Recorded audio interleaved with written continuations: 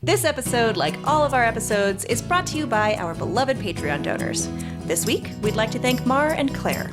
And an extra special thanks this week to Rihanna. Rihanna is a recently rediscovered ancient goddess, believed by many anthropologists to be a protectoress of very cute kittens.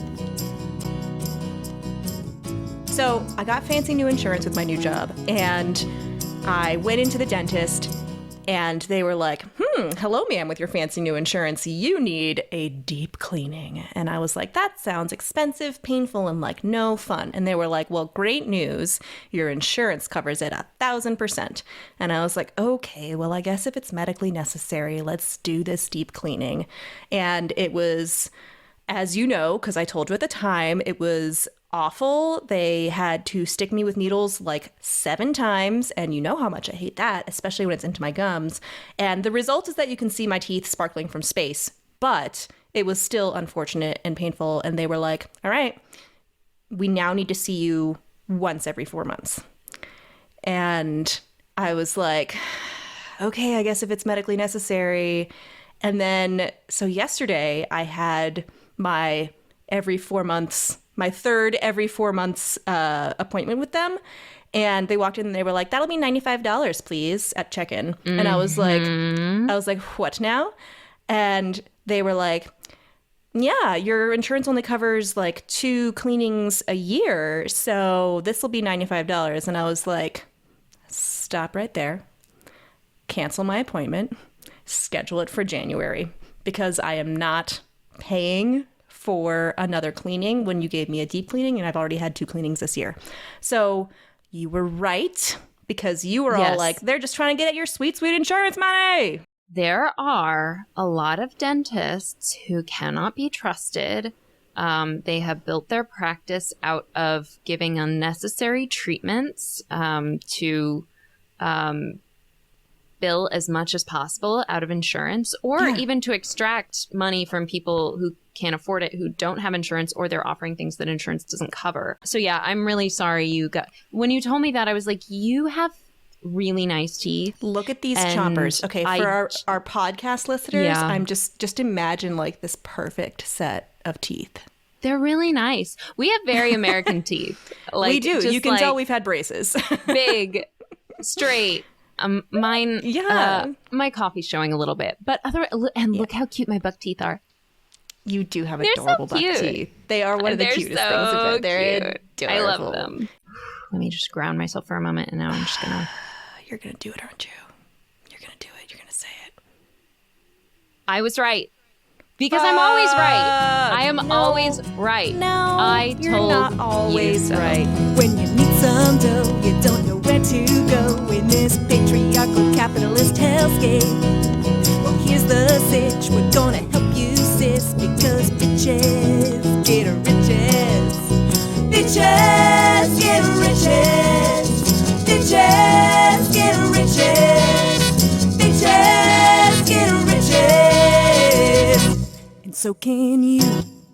I'm Piggy. And I'm Kitty. And we're the bitches in Bitches Get Riches. We're classy as fuck. And we're here to sip champagne and scarf down dino bites. Our time on this planet is limited. So let's get started. Okay.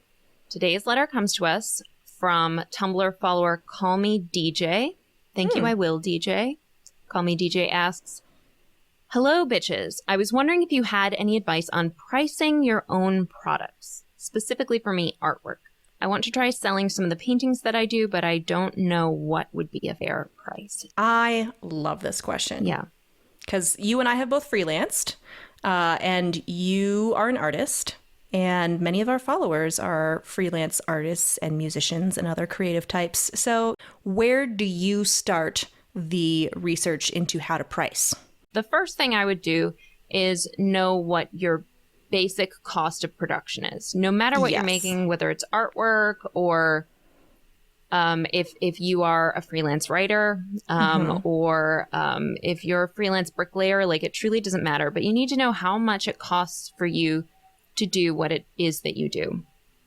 So for an artist, that might be, how much does your canvas cost? How much does your paint cost?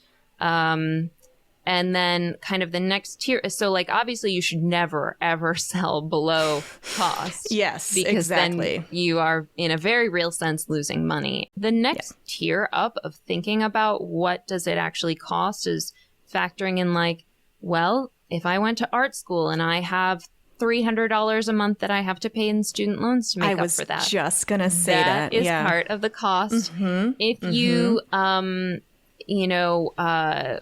photograph your own stuff, what's the cost of the photography? If you rent an apartment that you use Wi-Fi in and you while you sit and make your artwork, all of that should be factored in as well. Basically, there what you're starting to play with is the idea of when you sell one painting, how many days or hours of supporting you as the artist are you making the client pay for? So there are some artists who might only sell 2 pieces a year, and then they price them enough so that they are able to live off of those 2 sales. There are other artists who need to move 2,000 units of something before they would be able to live comfortably. So again, it really depends on what your particular situation is, what the kind of product that you're trying to make is. But those are kind of the 2 levels to think about. And I think a lot of artists are very successful at painting that first layer. It's that second layer that they struggle with, because once you start to do that, you start to realize, oh, art should be very, very expensive. Very expensive. And it's like, yes, it should be. So like, let's say you sell one very specific kind of artwork. You sell bejeweled toilets. Yeah, you sell bejeweled toilets. It's an homage to Dadaism.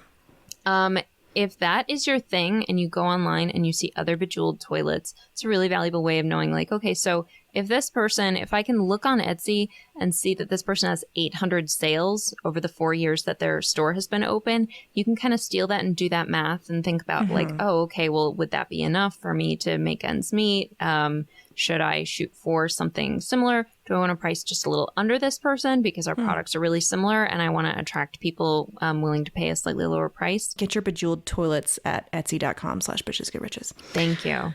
Yeah, you're welcome. To expand this beyond art to any, freelance field or creative field, I spent a lot of money on my undergraduate degree in publishing. So when I was a freelance copy editor, I knew like, all right, the minimum payment on my student loans every month is $200. I need to make at least $200 in freelancing every month just to pay my student loans. But the other thing that we haven't really talked about yet is the time. Your time is valuable.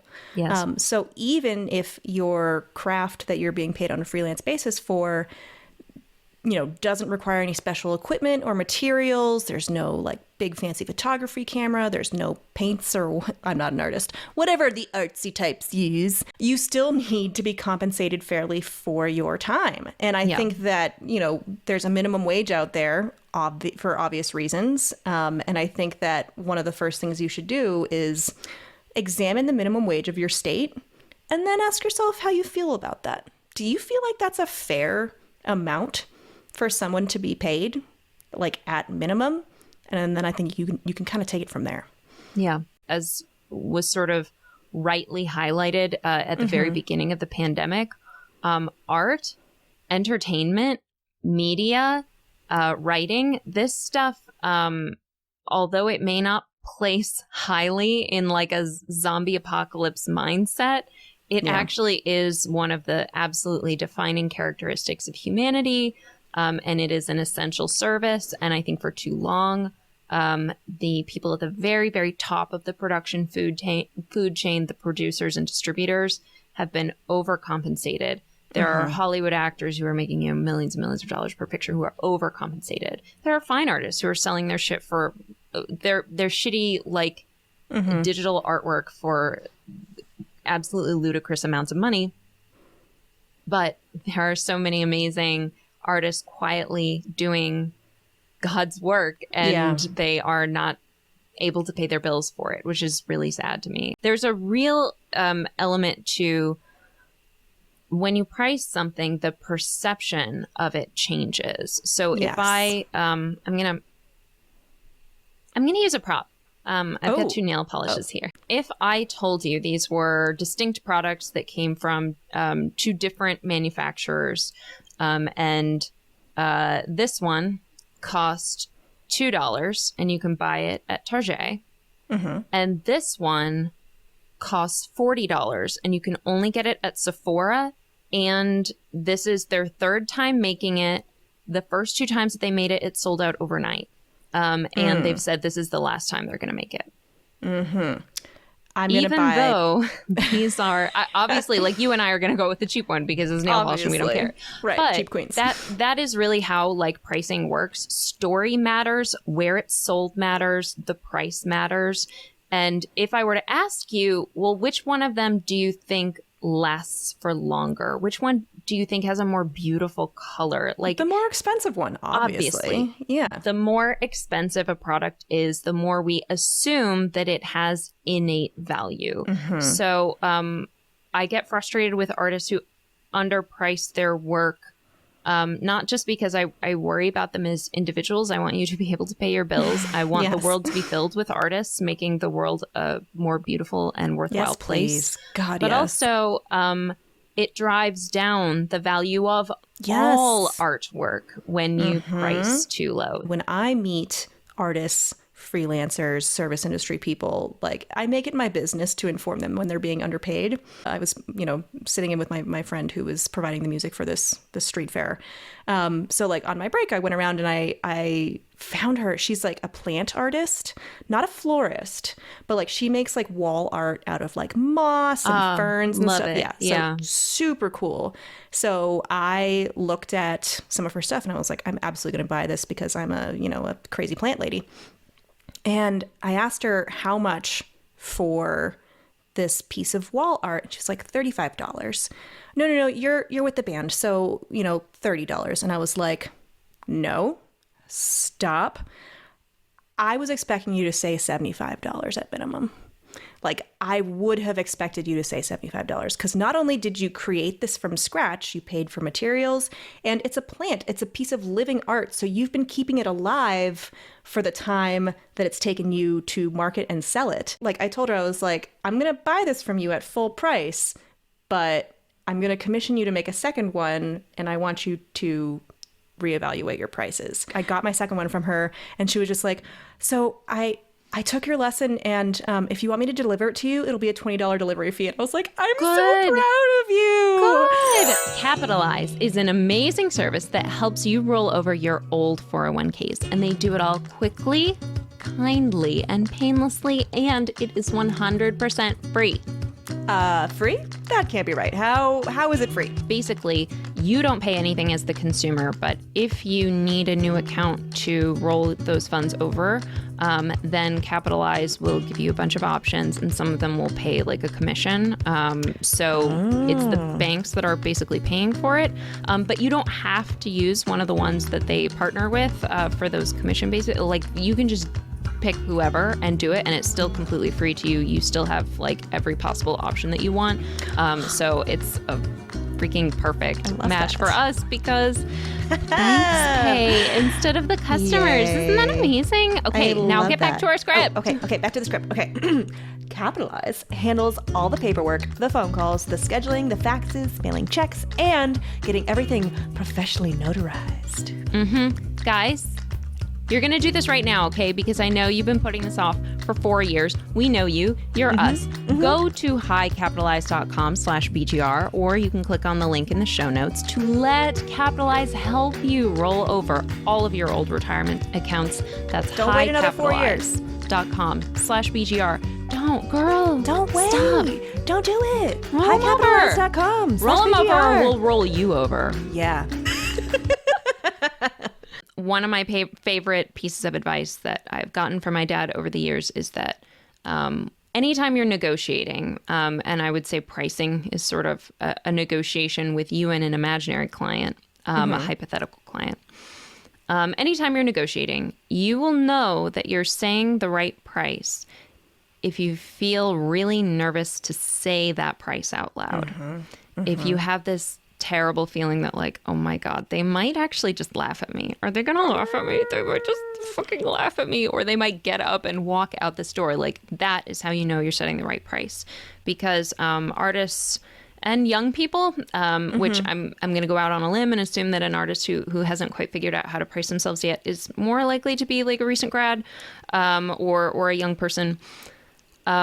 We're trained to undervalue what we do. Because we're afraid that somebody is going to laugh in our faces if we state the real value. Anytime you have a client who's willing to pay you $10 an hour, they will refer you to clients, and those clients will want to pay you $10 an hour.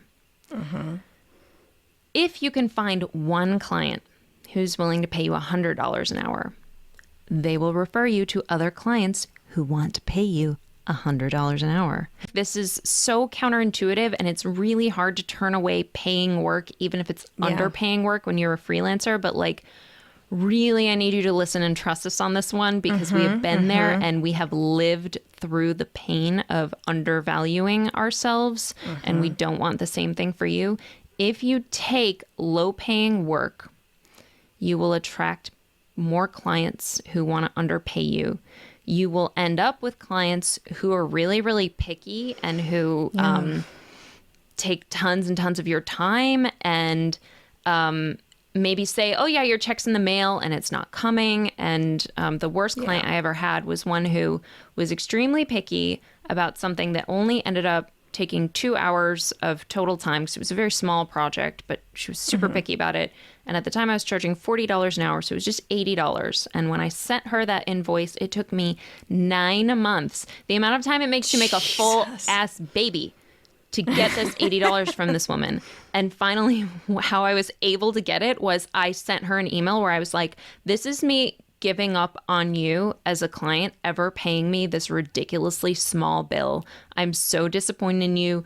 Anytime your industry comes up in conversation, I'm going to tell everyone, man, make sure you don't use this woman, because she completely burned me when I was a 23-year-old college student, like trying to make ends meet. And she was like, I'm Venmoing you. Like, she figured it out suddenly. Weird. Yeah. No, and I love that, because, you know, you have to take the risk of firing clients. You have to know when to cut them loose. But also, like, as a freelancer, I raised my prices a number of times over the years, and it was great for two reasons. One, the first time I raised my prices, I was like, oh, I'm going to lose clients. This is going to be rough. This is going to hit my bottom line. No, I didn't lose a single client. And I was like, these people could afford to pay me more all along, and I was charging them. This is ridiculous. And the second time I raised my prices, I lost clients, but it was actually good because I had more work than I had time to handle. Yeah. So it was just like I suddenly was less busy, but I was making the same amount of money. Yeah. You know?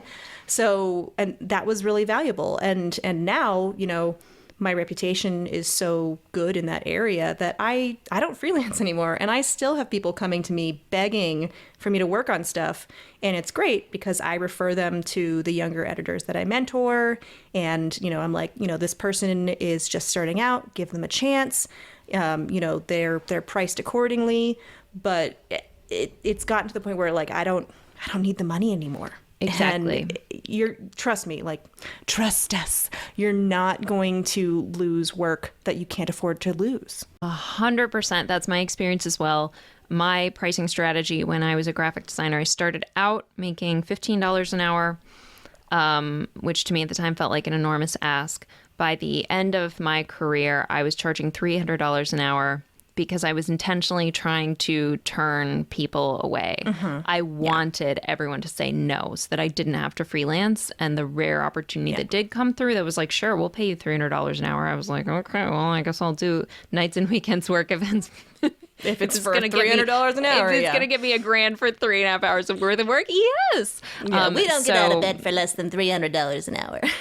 Exactly. Like, ideally, you want to have one whale of a client or two whales of a client. rather than 20 tiny piranhas who are just pecking your time to death. So my pricing strategy was every 6 months, and I told my clients this up front. I said, by the way, every 6 months, in January and in July, I raise my prices by 10%. I think actually at a certain point I'd wanted to sort of lose clients. As you were saying, it means less work for the same amount or more money. At a certain point, even 10% wasn't enough, and I went up to, I think, 25%. And as long as you give your clients notice and they understand why, it's totally fair for, I had many people who were willing to hire me at 23 and 24, and they found that I was a very naturally skilled graphic designer, but that I didn't have a ton of experience, and that sometimes it might take me a little bit longer than it would take a seasoned professional who charges $100 an hour. So they were fine with paying a little bit less money for the quality of work that I was able to do. And I said, just, as I gain experience, I gain speed, I gain finesse, and I need to raise my prices accordingly. And not only did I never lose good clients, and I did the same thing you did, I developed mentors or mentees who I could pass that additional work along down to, which was life-changing for them at their point in their careers, which is an awesome feeling. Yeah, always paid forward. But also, there were actually a couple of clients who would say, like, good for you. I'm really glad that you're doing that. Like, you're worth it. And that's a really nice feeling. So it really is. Yeah. I think the main enemy when you're trying to price yourself as a freelancer, and especially as an artist where the cost of what you do is so subjective, your main enemy is always going to be your own self-doubt and your own conception of yourself as an artist. You have to make a commitment to pricing yourself more highly than maybe you feel the confidence to. And that's difficult, but it's totally doable. Totally doable, totally worth it. And I feel like you hid this like tiny nugget of wisdom in what you just said, which was transparency.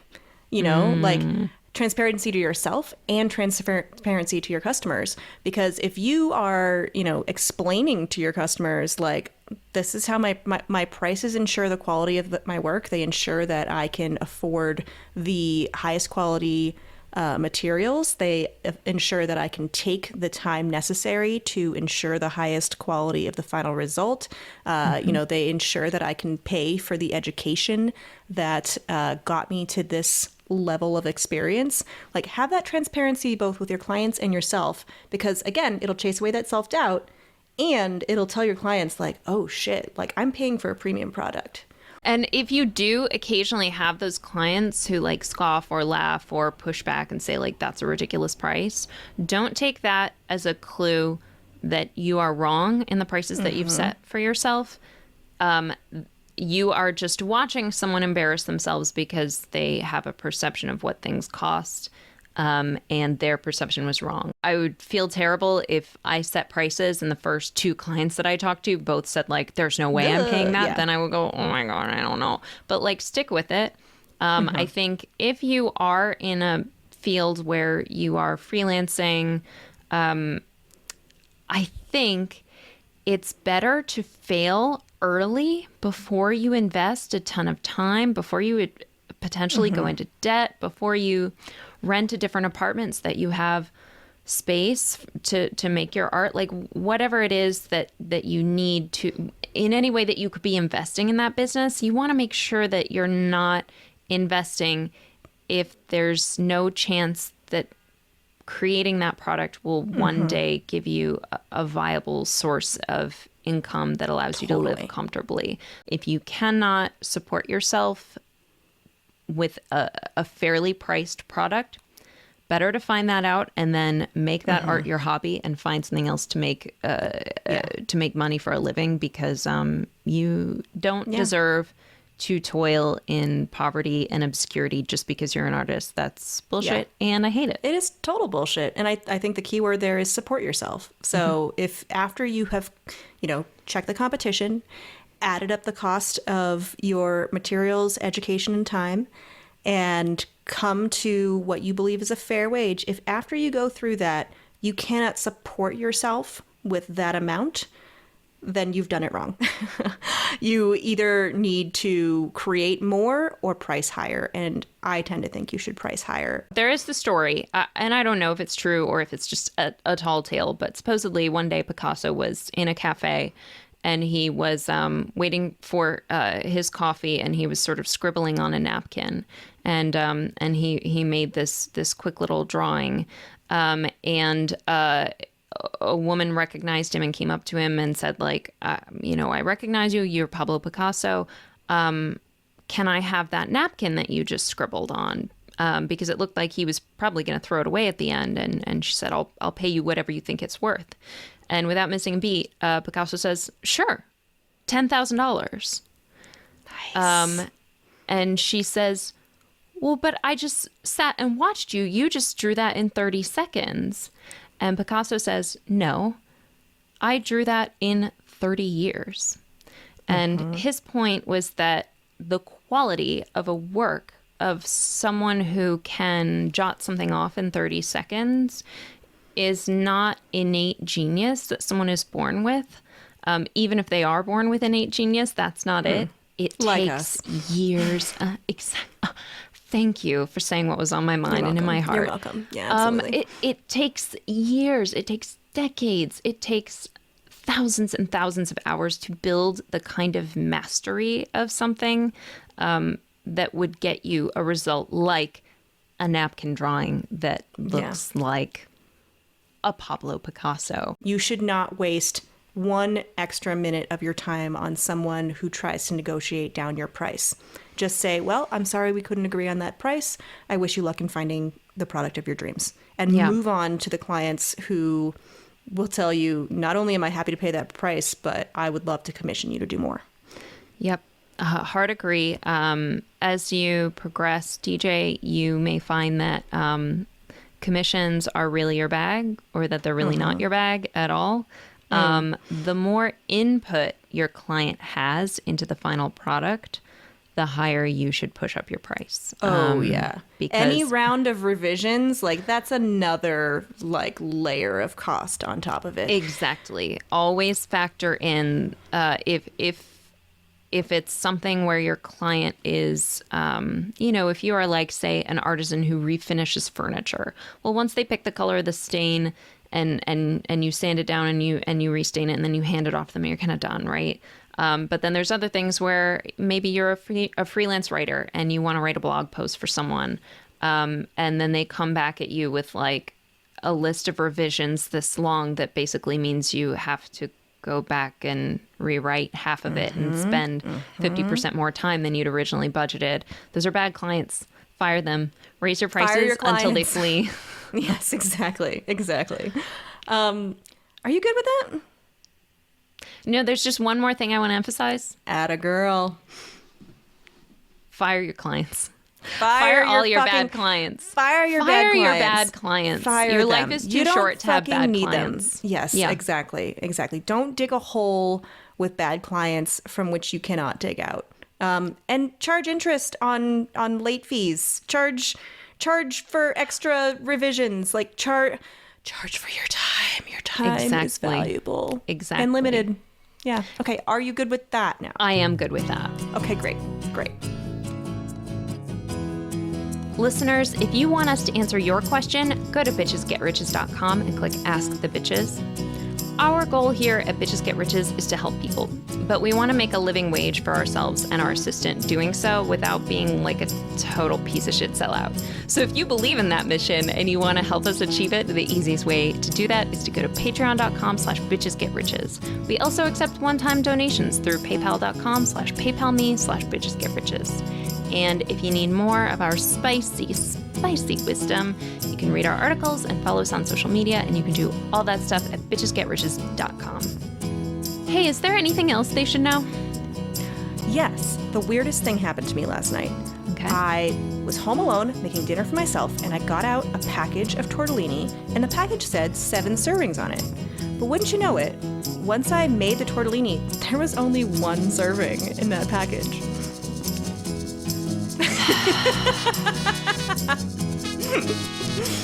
Good to know. Bitches out.